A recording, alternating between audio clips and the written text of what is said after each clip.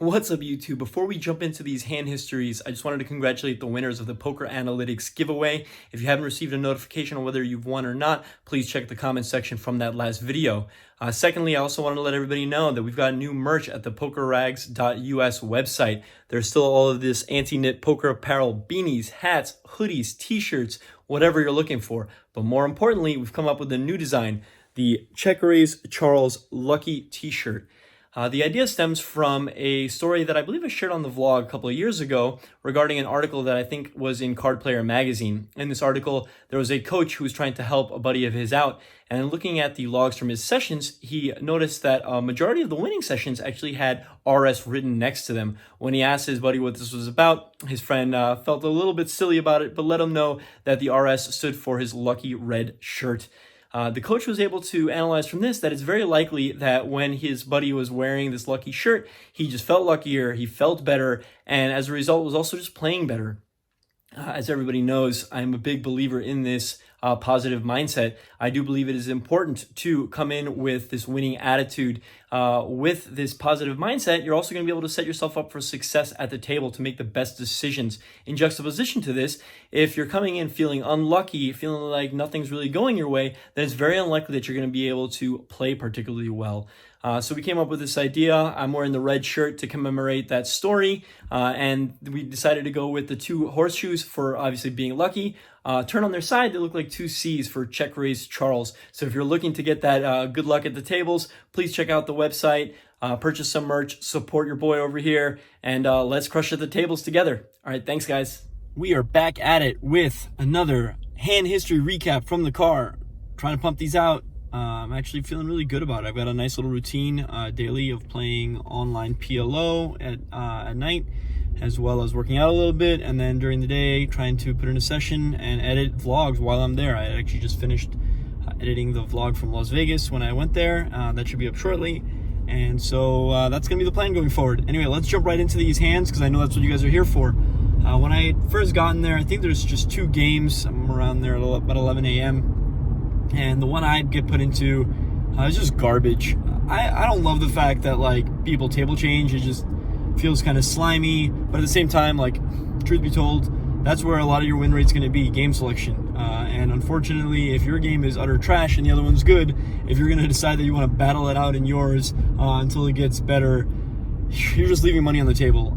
So I see in the other game that it's just a better game. I see that there's a couple action players in the game, and I put myself on a table change request as soon as possible, and thankfully I beat another kid to the punch who does the exact same thing, which is interesting because the first hand of note is one that's played against him when he moves to that same table maybe within like 20 minutes. Anyway, so I don't play any interesting hands in the first game. Once I get moved to the second game, nothing really happens there either until I pick up pocket queens under the gun. I think I opened to 20 or 25. I can't remember. 20 or 25. There are a couple of action players in this game. I've decided I'm going to start sizing up to maybe 25 if I feel like people are just calling too much. If people are going to be calling raises with your value hands, you just want to size up, because if they're not folding to 25, or rather if they're not folding to 20 or 25, well then size up to 25 when you've got good hands. So I think I opened to 25 with queens under the gun. The player to my immediate left, who's been action so far from like the first 20 minutes that I've been watching, he's playing a lot of hands. He calls. Now the aforementioned kid who had put himself on the table change request is actually stacking chips from the previous pot. It's on him, and now another action player to his left calls out a turn. The kid's like, wait, what? Like, it's still on me. He then quickly raises to 85. I felt a situation in which it was like, well, the action's on him. He doesn't want people to wait on him, and he has just like a really easy decision. Obviously, this quick raise could be handled like ace-king, but I just don't think it's going to be something like ace-jack suited that's like, oh, I got to like raise under the guns 5x open, like standard play, right? It just feels like a situation where he's got a good hand. That's essentially queens plus. Now it's back on the guy who kind of called out a turn. He gets to take his money back. He thinks for a bit and folds back to me. The guy that 3-bets me is playing, I think, like 525 behind his raise. So if I am going to 4-bet here, we're in an awkward situation where if I 4-bet, I'm going to have to call it off. Like, I can't really just like click it back because he's going to be able to call in position. I think he's going to even do so with his good hands. There's just really no point in inflating this pot here with pocket queens if I feel like he's really strong, and that is the sense that I get. I decide to call, and now the player in between us folds. We go heads up to a flop, which comes Jack 5-3 with 2 clubs. I check and he bets 125. I think this is a pretty standard spot for me to continue. Yeah, I guess I could just check jam here if I think he's going to have like a decent amount of ace-king here. But I think that I'm going to kind of be able to figure out on the turn what my read is of the situation if I think he has ace-king. And honestly, I do just believe that he has aces or kings. Just kind of the read of the situation. Having played so much No Limit Hold'em live especially is just kind of my read of the situation. And on that same topic, one of the things that I've quickly realized in these first 3 days of playing this week is how much I love playing live. There's just so much information that's presented to you at the table that it almost feels kind of like an open book at the table. So I like to call, and the turn comes a brick. I don't remember what it was, like Jack 5-3, maybe turns an offsuit 8. I check. He thinks for a bit and bets 210 or 215 or something like that, leaving himself with about 180, 190. And I just feel like he's got value here. I think that if he had a hand like ace-king, pocket tens or something that he just wanted to rip through here, maybe ace-queen that's bluffing. If he had a hand like that, I think he would just jam the turn here for like 400, right? It's like a pot-sized bet. There's enough in the pot that he could apply maximum pressure. I don't think he would bet half of his stack with ace-king here. Like why would he do that, right? If he thinks that I'm going to have a decent amount of pocket pairs, unless he's just kind of going next level. But this feels to me like he's got a hand like aces or kings that wants to milk me for some more, get in the $200 call, and hope to get the remainder in on the river where I just can't fold, right? The pot's going to be too large. So after tanking for a bit, I just decided to fold. It feels like aces or kings to me. Maybe I got owned here. But anyway, afterwards, the kid just doesn't play like any hands for like quite some time. He has another situation where he 3-bets my button open versus him being in the big blind, the small blind calls, and I muck the king 10 off, and that's like all I really ever got to see him play for like the remainder of the 2 hours or 3 hours that I played with him. So my read of the situation is it was most likely a good fold against what looks to me like aces or kings. So in this game, there are a couple of action players, one specifically that I played with the day before who just hated folding, as well as a guy that I know from my PLO club that a friend of mine runs, that I know his action kind of likes just doing some goofy stuff, opening too wide, doing just some really interesting things, hates folding, loves to hero. So he had just lost a pot where somebody opens like 35 or 40 in a non-straddle pot, obviously pretty large. He decides to flat pocket aces, and they go multi-way to a flop that comes like maybe 9-6 deuce with a suit, and he gets it in 3 ways against the pocket queens that somebody opened, and somebody flopped a set of 6s. They end up playing like over $1,000 pot where the set of 6s triples up to the 1,000 or whatever. And so it feels like he's kind of tilting, obviously if he 3-bets the aces versus the queens, he ends up stacking the queens instead of getting stacked, or instead of losing that pot against the 6s. So it feels like he's tilting a little bit. He opens to 25. There is a call to his immediate left. I'm to the immediate left of that player, and I have ace, queen of spades. I decided 3-bet. Because I know how much he loves playing pots, I decided 3-bet on the larger side. I make it 125 with the ace, queen of spades. Folds back to him, and he calls fairly quickly. Now the player in between folds. And I just think he's super wide here. Like I don't have any specific reason to think that as of yet. But it's just kind of my read of the situation and my read of like who he is from other situations and playing PLO with him.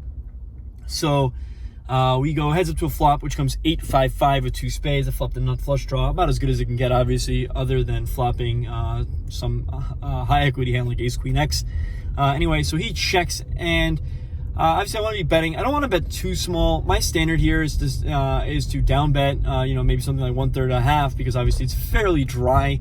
And if I had aces, like I'm not just going to bet pot and try to get a fold from 10s. That said, against him, I might actually do that because I know he can level himself and likes to do goofy things. So anyway, I would like to probably bet something in the range of like 160 to 180 versus him. I decided to size up a little bit to 205 into this like $275 pot, which is perhaps a little big.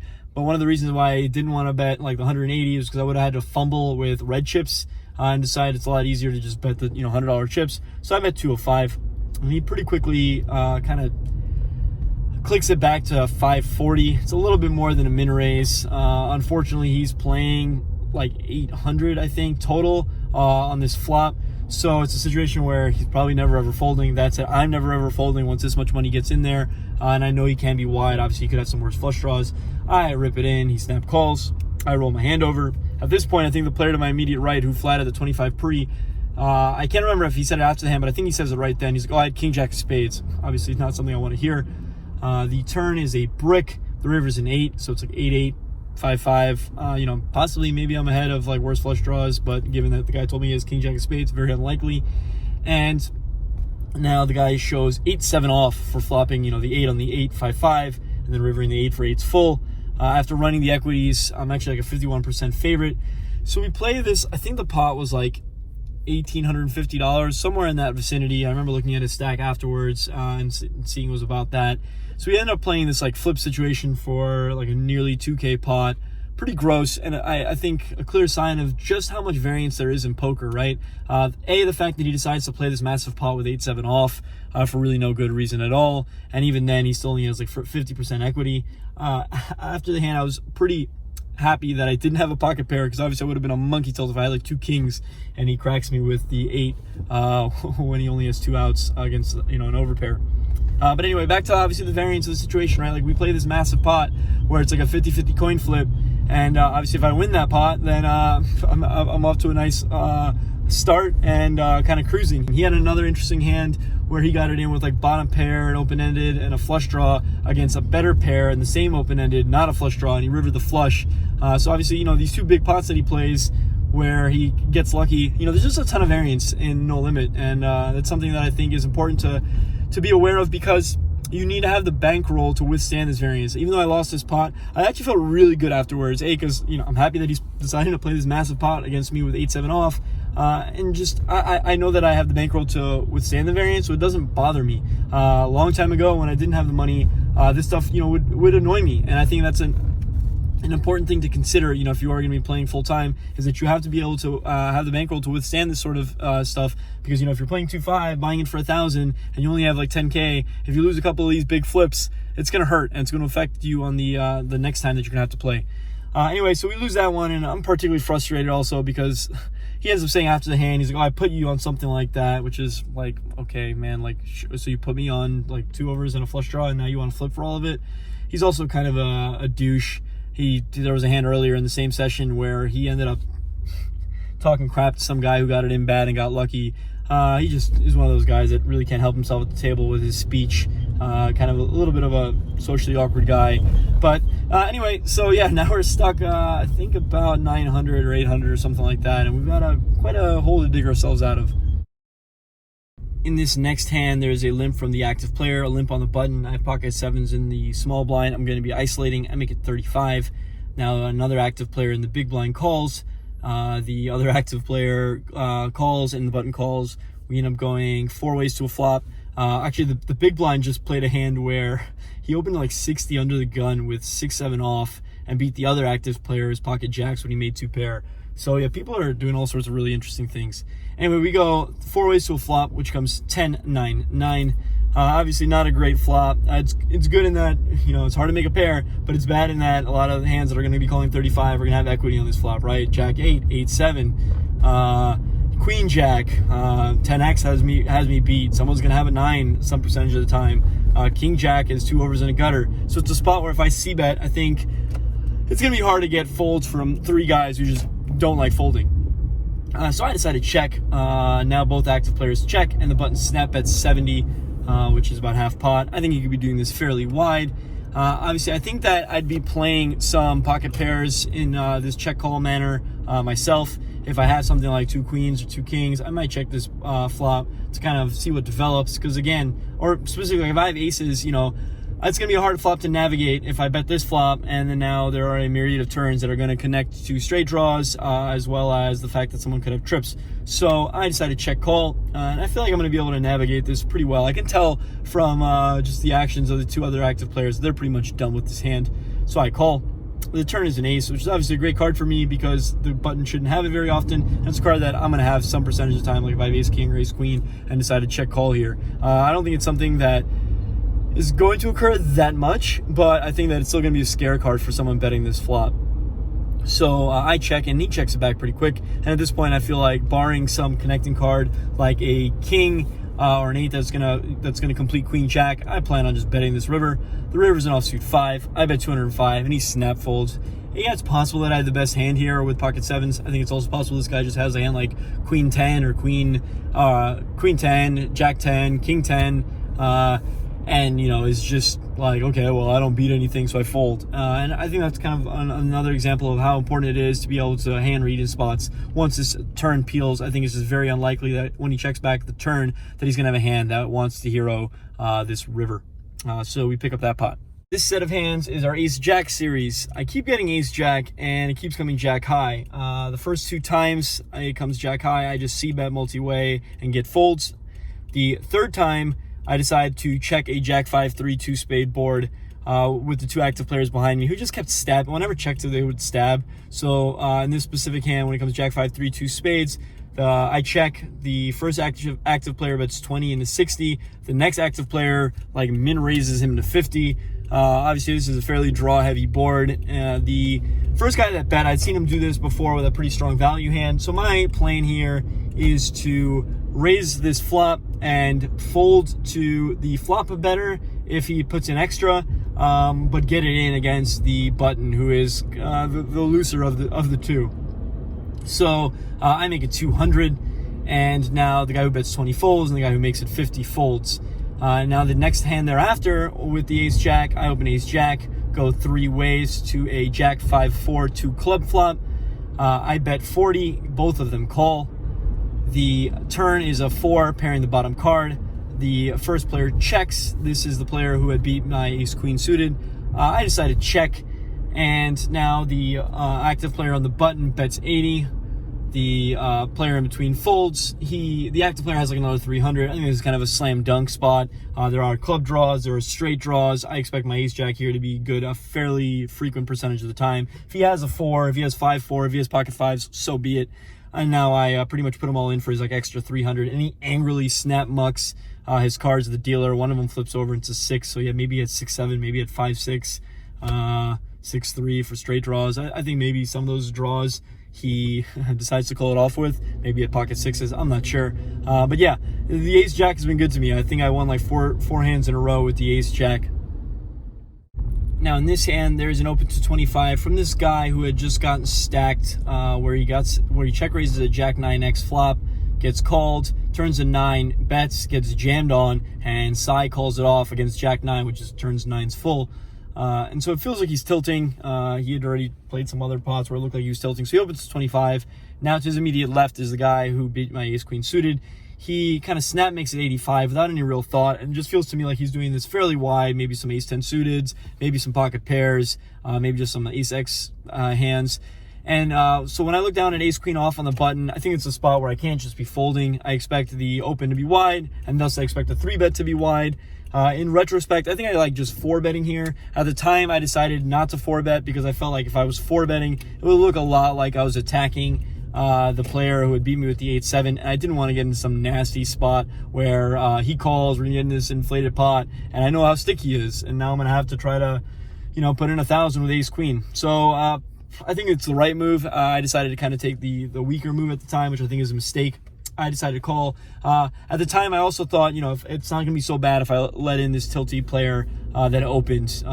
That said, he's obviously going to have equity, and so by letting him into the pot, now we're going to have to beat 2 individuals instead of just 1.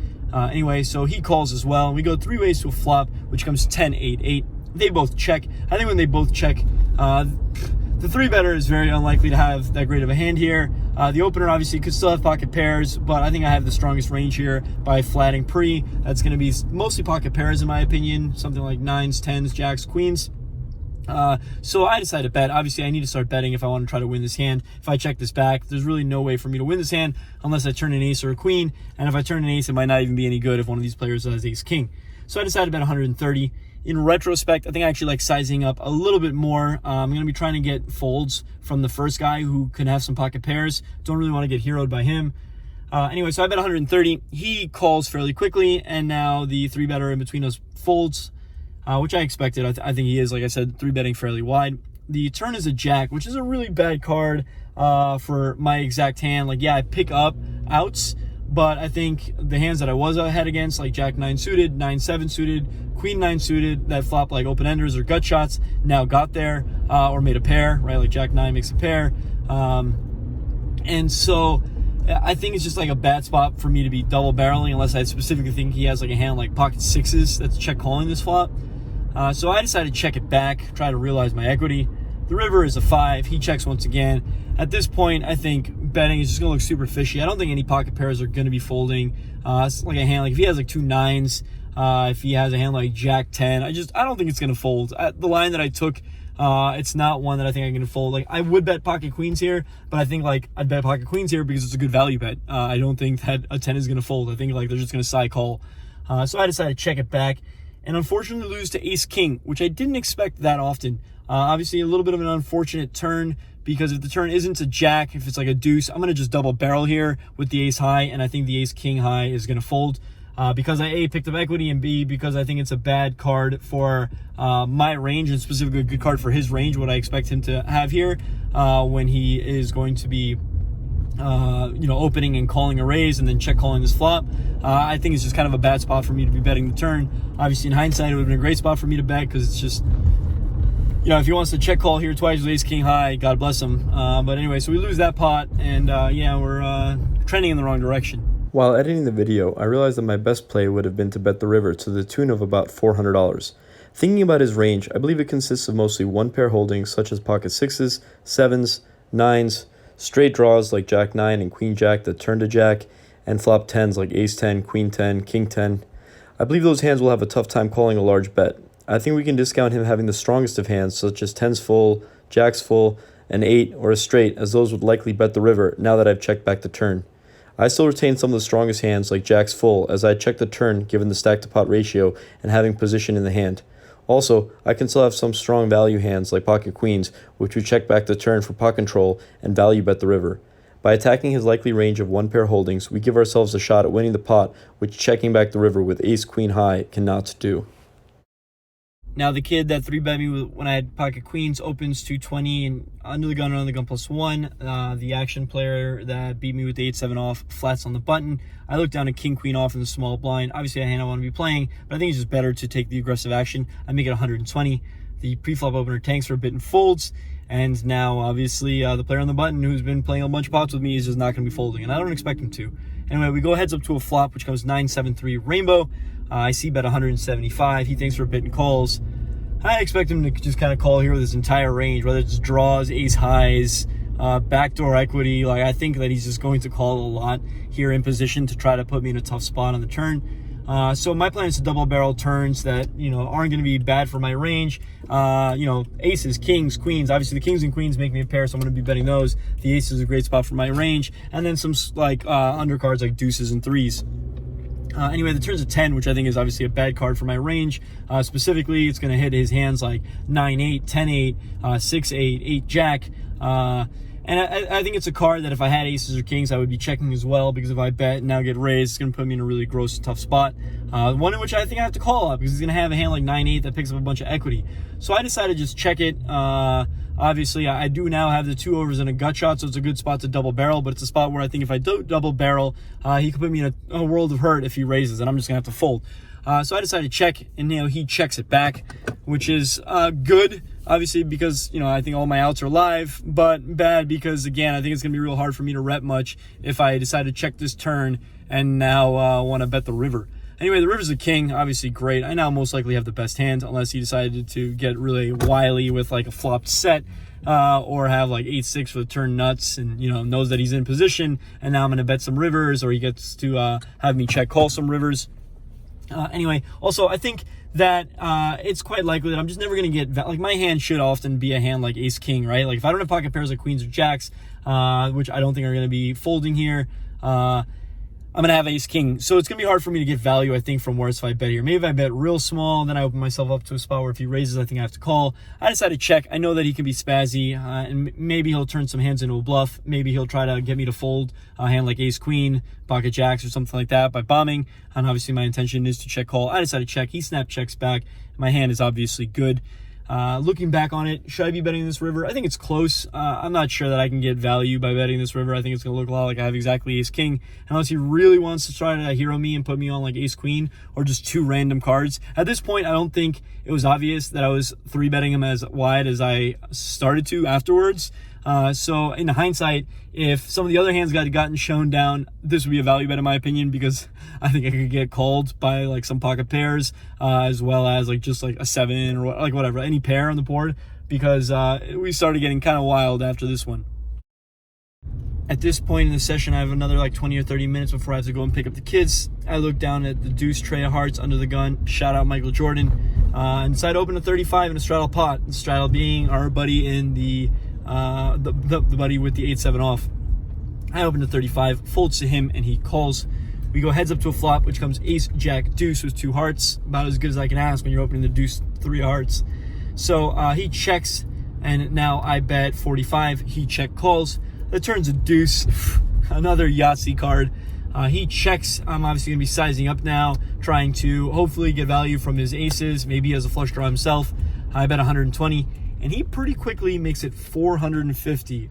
Woo-wee! At this point, I've got no real reason to believe that I'm behind. Obviously, you know, could he have pocket jacks? Could he have a better deuce? Sure, but having trip deuces and a flush draw, we're just always getting it in here. I jam, and he snaps me. I roll my hand over. The river is the 8 of hearts, now improving me to a flush. The way he snapped me, it actually felt like I could be in bad shape. Like maybe he has pocket jacks here flatting. Maybe he has a hand like ace deuce. Maybe he has a hand like jack deuce. I don't know. I guess anything is really possible. Anyway, he then throws his hand over to show it, which obviously could be a boat. And then I see it's 7 deuce off. For trip deuces, a better kicker. A lot of times we are going to end up chopping, but we get very lucky rivering the heart here to scoop this like $2,300 pot. So yeah, once again, another sign of the variance of just, how obviously it could have been a 4, and then actually in that case we still would have chopped. So we're going to chop a majority of the time here anyway, but we get lucky to hit this river to scoop the pot, and maybe we leave within 10 minutes there to book a $310 winner. This session was obviously a clear sign of how crazy variance can be on both sides, obviously, in the spot where we hit this deuce and hit the heart to suck out, and on the other hand where he ended up winning that flip. Anyway, that's all for now. Thanks for watching. The boys are here. We are home. Can you guys say hello? Hello. Hello, hello, hello. Benjamin, what about you? You want to say hi? No, you got nothing to say. Okay, that's all for now. Thanks for watching. Bye-bye, YouTube channel.